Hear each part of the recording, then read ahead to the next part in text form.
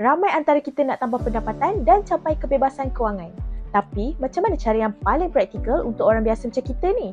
Adakah hanya orang kaya je yang boleh berjaya dalam kewangan? Jangan risau, tak perlu pun jadi pakar kewangan untuk bina kekayaan. Warren Buffett pernah cakap, anda tak perlu IQ tinggi untuk jadi pelabur hebat. Yang penting, kena ada mindset dan disiplin yang betul. Jom kita tengok strategi yang realistik dan boleh untuk capai bebas kewangan Warren Buffett.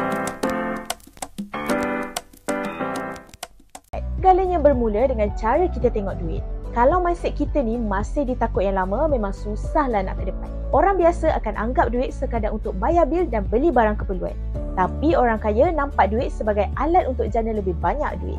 Bezanya adalah cara mereka urus risiko dan peluang. Warren Buffett kata, kejayaan kewangan bukan tentang berapa banyak kita tahu, tapi bagaimana kita kawal emosi dan disiplin dalam urus duit. Kalau nak maju, kita kena ubah cara fikir, jadikan duit tu sebagai alat pelaburan dan bukan sekadar alat perbelanjaan.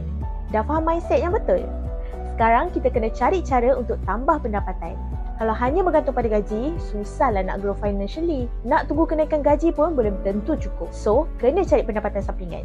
Buat side hustle ikut kita minat. Boleh jual kuih, buat servis e-hailing atau jual produk kesihatan.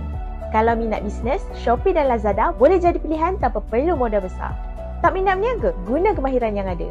Pandai menulis, buat design atau marketing digital. Cuba jadi freelancer di Upwork atau Fiverr. Dengan teknologi sekarang ni, sesiapa pun boleh buat bisnes kecil tanpa modal yang besar. Yang penting, kena konsisten dan jangan cepat putus asa, okey?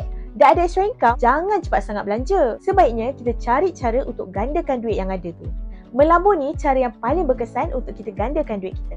Tapi kalau main belasah je, memang boleh rugi besar. Warren Buffett selalu pesan, labur dalam sesuatu yang kita betul-betul faham.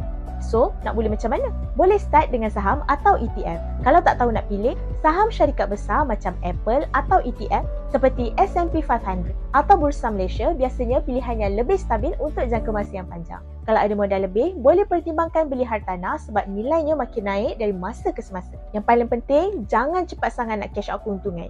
Kita gunakan semula untuk melabur dan gandakan lebih banyak duit. Labur ni bukan tentang teka pasaran, tapi kena ada strategi dan kesabaran. Semua ni adalah langkah penting dalam perjalanan mencapai bebas kewangan Warren Buffett. Melabur dengan bijak pun tak cukup kalau kita tak ada ilmu dan networking yang betul. Ilmu kewangan dan kenalan yang baik boleh bantu kita capai kebebasan kewangan dengan lebih cepat. Jangan malu tahu nak hadir seminar, baca buku kewangan atau sertai komuniti kolaboran. Berkawan dengan orang yang ada mindset sama pun boleh buka lebih banyak peluang. Lagi satu, cari mentor yang boleh guide kita buat keputusan kewangan yang bijak. Kalau ada waktu lapang, cuba lebihkan masa untuk membaca.